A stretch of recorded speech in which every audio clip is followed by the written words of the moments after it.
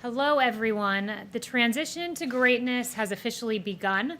Friday's jobs report was encouraging, to say the absolute least. The jobs in this country, we had more than 2.5 million added. The prediction was that 7.5 million jobs would be lost. This was a 10 million swing toward the positive side, and in fact, the greatest number of jobs created in a single month on record. That is extraordinary. 225,000 manufacturing jobs, 464,000 construction jobs, and 1.2 million leisure and hospitality jobs were all added in May. Beyond that, the number of workers who reported being on temporary layoffs decreased by 2.7 million in May. And more than that, and this was a great number that was pointed out to me today by the CEA, 300,000 jobs were created for Black Americans in particular.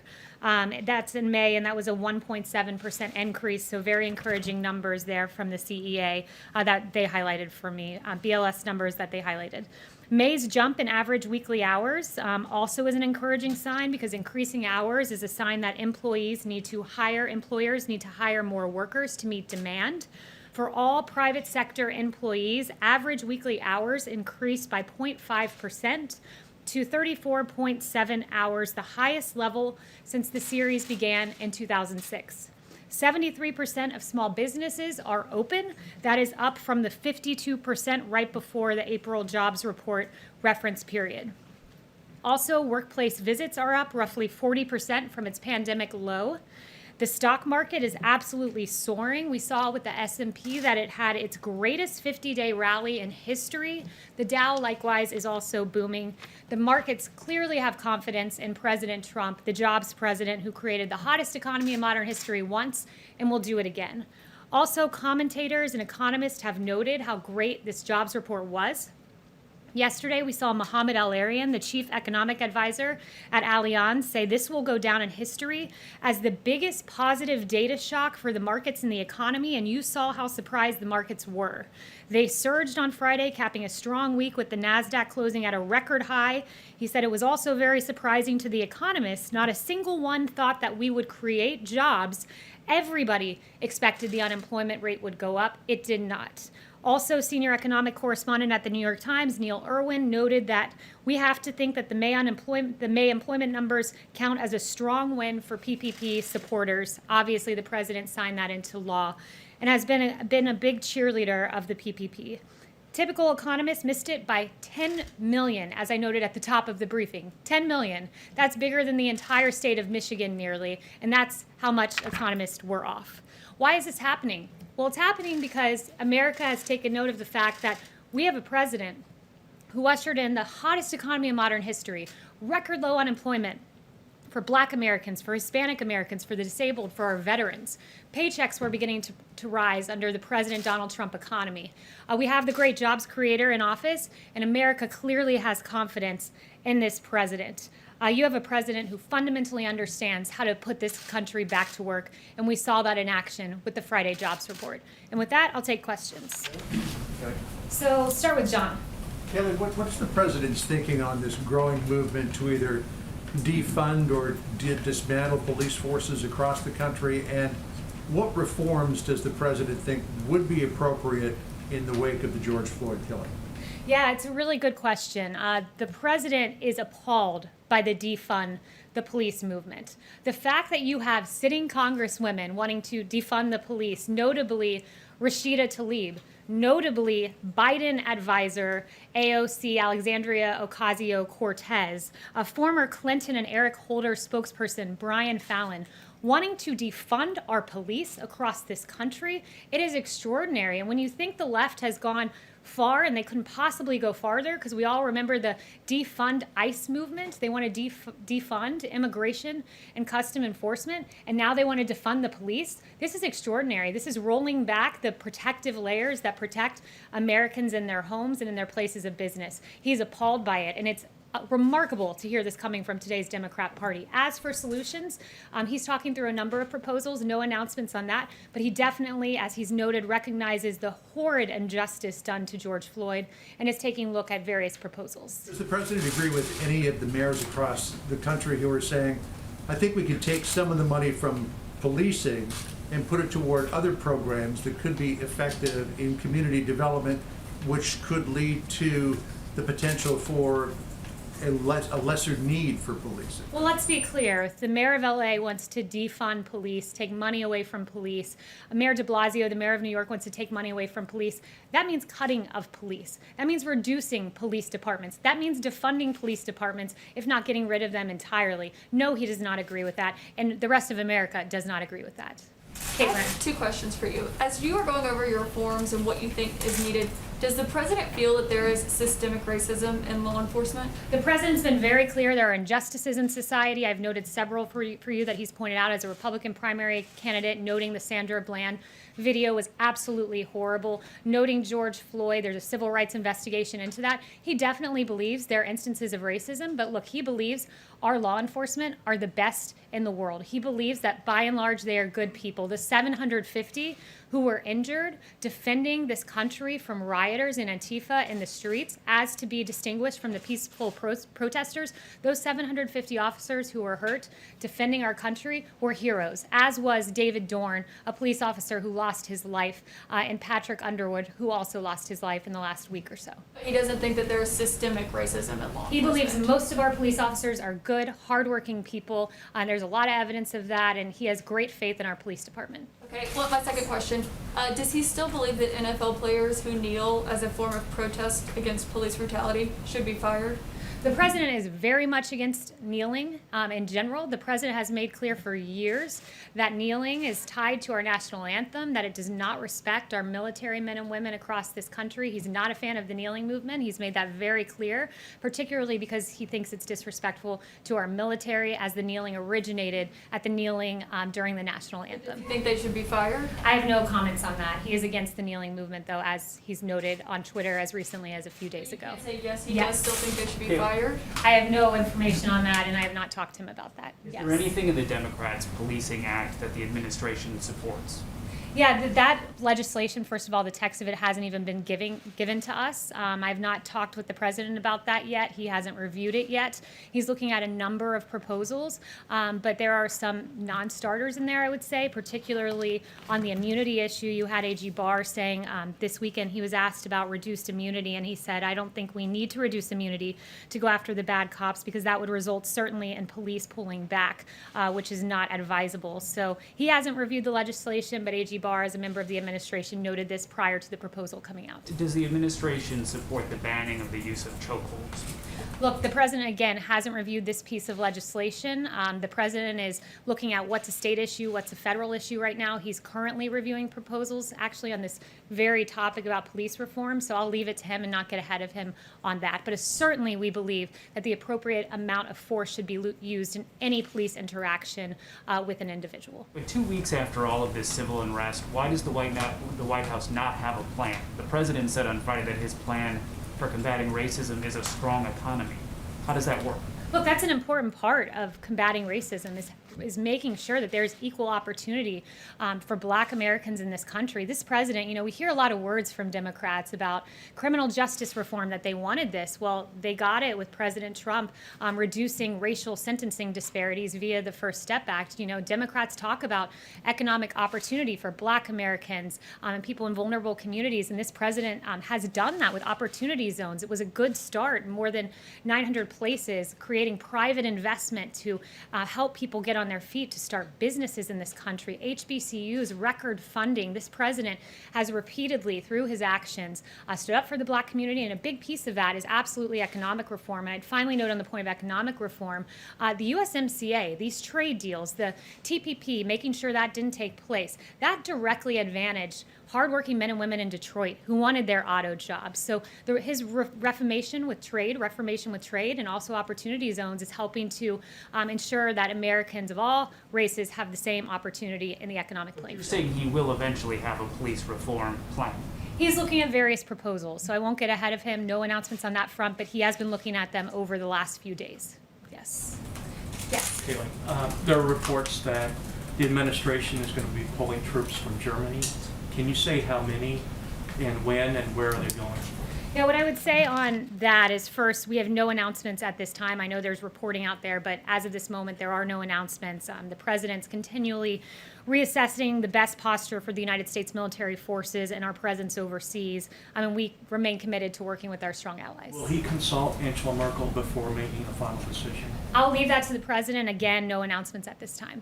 And just one final, the new Lafayette Square fencing, do you have any indication on when that might be removed or taken down, since the protests have become more peaceful, and who makes that decision? Yeah, I don't have any announcements with regard to the fencing. That's not something that's in White House control in terms of securing the perimeter. But what I would say is the president has recognized that the protests have largely been peaceful. Why have they been peaceful? It's because of the actions taken by this administration. If you'll notice, Minneapolis was in chaos until the National Guard came in, and then it was secure. You had outside here in Lafayette Park, I noted the 750 law enforcement officers that were injured across the country. Well, 1/5 of those were in D.C. and the vast majority in Lafayette Park. And once the National Guard came in, D.C. was secure. That Monday decision by the president of encouraging governors to surge the National Guard made the difference. And the president's recognized now that the protests are peaceful. He's recommended a winding down of the National Guard, very peaceful protest over the weekend. So with regard to the security of the building, not a decision for the White House, would refer you to Secret Service and Park Services on that. But the president has recognized the peaceful protesting and is encouraged by that. Yes, Jen. Kayleigh, on Hong Kong, can you say when will the administration revoke Hong Kong's trade status? And also, do you think that that move will be the only thing the administration does? Is there something else planned? And do you think that China will listen? Are you seeing any signs of China relenting on Hong Kong? Yeah, we haven't seen any updates from China thus far. No announcements with regard to the timing of that, but the president has been very clear that China has replaced its promise of one country, two systems with one country, one system, which is what led the administration to make the announcement that it would begin eliminating policy exemptions that were given to Hong Kong, the special treatment that they once had. Kayleigh? Yes, Steve. Is there any, a week after what we saw in Lafayette Park last Monday night, are there any people here in this building who believe that, or does the president believe that perhaps things went the way they shouldn't have gone? Is there any regret on the part of the president or anyone here about how people were treated, people who were peacefully protesting, and how they were rushed out so violently? No, there's no regrets on the part of this White House because, look, I'd note that many of those decisions were not made here within the White House. It was A.G. Barr who made the decision to move the perimeter. Monday night, Park Police also had made that decision independently when they saw all of the violence in Lafayette Square. And when, before these protesters were moved by Park Police and they issued that tactical order, there were 3 loud warnings. And as I believe it was A.G. Barr on Face the Nation noted, that some of those protesters moved back and adhered to the warning, but others of those protesters started hurling objects, and that was unacceptable. And Park Police acted as they felt they needed to at that time in response, and we stand by those actions. The country and the world saw this violent clash between people who were otherwise peacefully protesting, but really the president is not sorry for the way things went?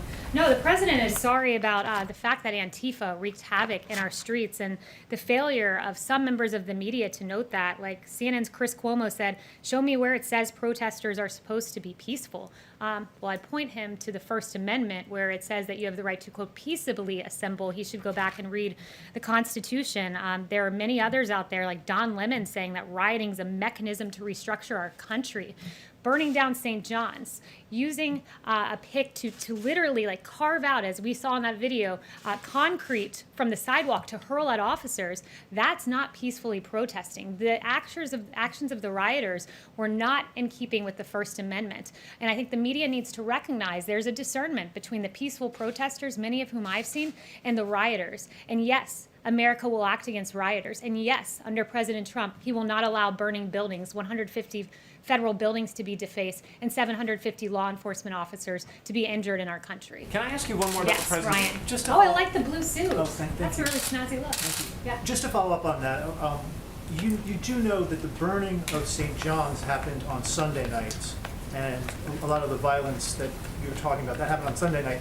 What he was asking about was Monday, when, as anyone who was down there knows, it was almost exclusively peaceful, especially in the moments before the chemical munitions were used on those protesters. So do you just want to clarify that about the burning of St. John's? Because that happened on a different day. Yeah, the burning of St. John's is what prompted the decision to move the perimeter. It's what prompted Park Police to say that evening, the perimeter must be moved. It's what prompted, yes, it's what prompted AG Barr to agree with that decision on Monday morning that the perimeter needed to be moved. But when you hurl objects at Park Police, when you don't move, after 3 orders are given, Park Police acted appropriately. When the shield of Park Police was batted down, when one person tried to grab a Park Police officer's weapon, that's not peaceful by any definition of the word. And one question on Yeah. the area in front of the White House is now officially known as Black Lives Matter Plaza. Does the president agree with that decision? I haven't talked to him about it. Haven't mentioned that to him. Yes. Kayleigh, does he agree in general the way that Mitt Romney stated over the weekend he does with the core message of Black Lives Matter? Yeah, Mitt Romney can say 3 words outside on Pennsylvania Avenue, but I would note this, that President Trump won 8% of the black vote. Mitt Romney won 2% of the black vote. I believe President Trump, people across the country recognize that while Mitt Romney has a lot of words, notably he said that 47% of the nation is dependent upon government, believes they are victims, believes that the government has a responsibility to care for them. Those were Mitt Romney's words not too long ago. The president takes great offense to those words. That's not America. Guess what America is? It's when given opportunity via a Trump opportunity zone, belief that Americans of all races can rise to the occasion and achieve, belief in HBCUs and giving funding, record funding to HBCUs, because we need to enable education in our country and school choice. Those kind of actions on the part of the president stand in stark contrast with the very empty words of Senator Romney. Yes. Thank you, Kayleigh. As you have noted, the president has talked about the protest, he's talked about the death of George Floyd, but he still hasn't given a formal address to the nation. Why is that, and are there plans for him to do that anytime soon? So the president has addressed the nation on this. I know several media outlets chose not to cover it, but when he was down in Florida last Saturday, he said, and I have the whole thing here, as he said many times, the death of George Floyd on the streets of Minneapolis was a grave tragedy. It should never, ever have happened. He spent several minutes going through this. In fact, half of his speech saying, I understand the pain that people are feeling. We support the right of peaceful protesters. We hear their pleas. And he went on and on and on. He said on Monday, I am your president of law and order and an ally of peaceful protesters. So he has said it. Some in the media have chosen not to cover it. Those words are out there and they're documented. Yes. Ebony. Yeah. Thank you. Obviously, we're hearing a very optimistic message from the president about the jobs numbers and the stock market recovery. But in a executive order on Thursday night, the president said that he had determined that without intervention, the U.S. faced the likelihood of a long economic recovery with persistent high unemployment. I'm just wondering why we're hearing 2 messages from the president and how the American people are supposed to feel about the economy for the rest of the year. Yeah, well, the president sees Friday as a great stride toward what he ultimately wants, which is this rearing economy that we had where paychecks were growing and at the fastest for low-income workers. We were at a very good place before he chose to stop the economy to save 2.1 million lives potentially. So he took the action that was necessary at the time. He wants to get us back to that place we were at. He's the one who can do it. He's noted there's going to be a time of recovery. He thinks that Q4 will be good, next year will be great. Monday was a great, an unexpected note that the market believes in this president, that employers believe in this president, that they believe they can open their doors in the Trump economy. So it was a note of a great first step of progress, but rest assured there are many more steps that we have to take to get back to the hottest economy in modern history, but we will get there under President Trump. Yes? Sure, Kay. Sticking with the economy, New York City began reopening its economy today after a very long lockdown. Does President Trump think we need another coronavirus stimulus package? And if so, what would he want to see in it before he signs it? Yeah, he's remained open to a phase 4. There was some discussion about this. There was a meeting last week at the White House about that, actually. So won't get ahead of him, but he has said there are several things he wants. Payroll tax holiday was one of them because that directly advantages low-income workers. Several other things that he would like to see in the package. Won't get ahead of him, but he's certainly still open to a phase 4. But it can't be, as he's noted, just state and local bailouts for blue states that have run their states into the ground because of decades of Democrat policies. Chanel. Thank you, Kayleigh. Would President Trump support an actual increase in police funding to help offset some of the damage that could be waged on departments that are defunded across the country? Yeah, so again, that would be getting ahead of the president on that exact proposal, but he's been very clear he does not support defunding the police in any way, shape, or form. He noted, in fact, just a little bit ago to me that we have seen violent crime come down in this country. And why, at the time when violent crime's coming down, why would we defund the police, who are in large part responsible for helping America to get to a place where our streets are safe? So I would point you to that and before getting ahead of the president on a specific policy. Yeah, can I ask a follow-up to that? Lali. Yeah, I wanted to ask you about defunding the police movement, what's going on. How does it impact the crime scenario here? You said, sorry, I didn't hear the last The phrase. defunding the police, how does it impact the crime scenario here? The crime rates are going up. Do you think that will impact the crime? Yeah, absolutely. Look, our police officers are the ones who are defending this country and making sure that we have law and order in our streets, and there's no more evidence of that than just taking a look at the raw numbers. Our police are described as the blue line in American society between peace and chaos, between order and anarchy, and that thin blue line has done quite a bit. Just looking at 2018 numbers, murder arrests 11,970, robbery arrests 88,130, aggravated assault 395,800, violent crime arrests 495,900. That's police officers who are doing the arresting. You eliminate police officers, you will have chaos, crime, and anarchy in the streets, and that's something that's unacceptable to the president. Do you think this Frank? is political in nature? The Sorry? entire movement is political in nature? Is politically motivated, this movement? This movement, what the president believes is, look, when you look at, I would just take at their own words, Black Lives Matter DC, and Black Lives Matter DC said Black Lives Matter means defund the police. So if that's what the movement means, of course the president stands against defunding the police. All Black Lives Matter, including the life of David Dorn, who perished in the last week and a half, including Patrick Underwood, who also lost his life this week. All Black Lives Matter, but in terms of the movement Black Lives Matter, they define themselves as defund the police, and that's something this president stands against. Frank. Yes. Blacks are disproportionately arrested and disproportionately incarcerated in this country, and when they return to society, they are often denied the right to vote, sometimes for the rest of their lives. Is the president concerned about this disparity, and does the president favor restoring the rights of all those who complete their sentences so that they can participate in the 2020 election? So I haven't spoken to him on that issue specifically, but what I would note is your question does edge on the notion of criminal justice reform. Obviously, someone who's wrongfully incarcerated, that we need to address that situation. And the president has, with the First Step Act, a great piece of legislation that says pregnant women can't be shackled when they're having their baby in jail. These are basic, common sense, human decency reforms that the president put in place. The sentencing disparities that are at play because of the Violent Crime Control and Law Enforcement Act of 1994, that crime bill, which has been derided, and rightfully so, by civil rights leaders. This president helped in part to rectify that. And I'd note that the First Step Act, the beneficiaries, more than 90% have been Black Americans. So this is a president who's always stood on the side of justice, but I have not spoken to him about that specifically. Is there anyone could who you I ask him haven't about- gotten to? Could you ask him about that? Emily. Thank you. I'd like to ask a question on behalf of myself and then one from a colleague who couldn't be here. Sure.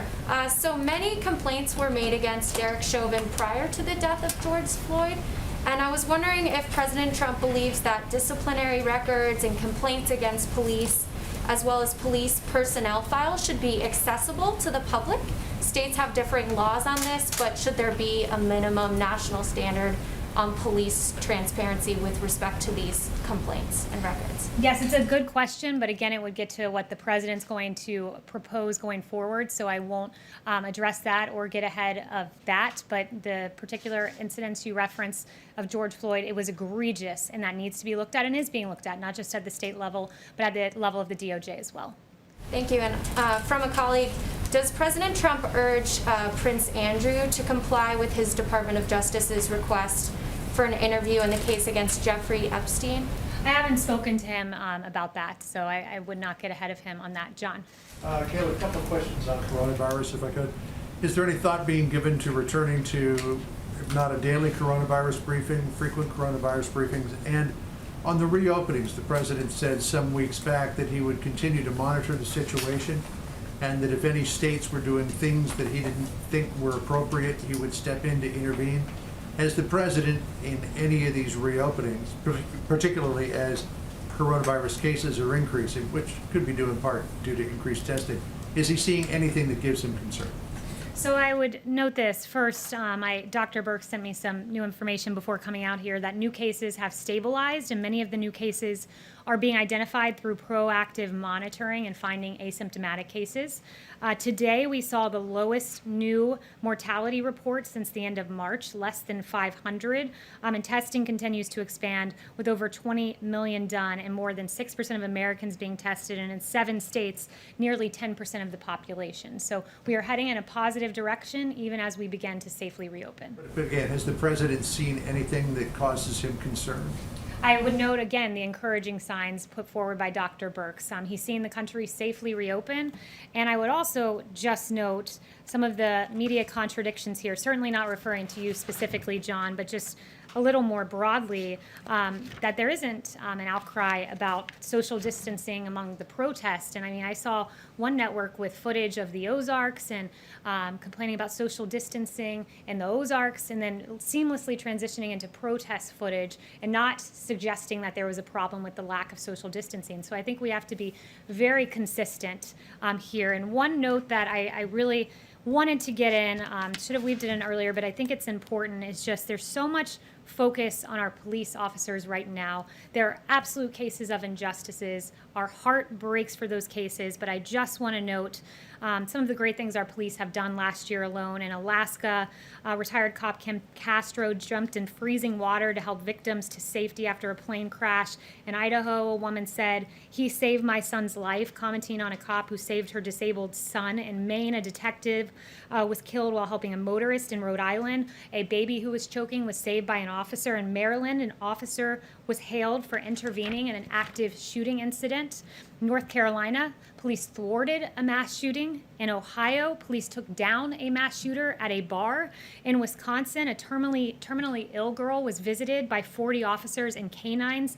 In New York, Officers Bies and Officer Roman of the NYPD responded to an incident involving a homeless man. They bought him new glasses, a haircut, and a new suit, and they helped him to find a job. In Detroit, Michigan, an officer helped a homeless man struggling to shave in the streets. In Virginia, officers could be seen playing with little girls, playing dolls with them on the street. And in Arizona, Charlie called 911 asking for a Happy Meal mistakenly, and police delivered. This is who our great law enforcement officers are, and we should remember that. Thank you so much.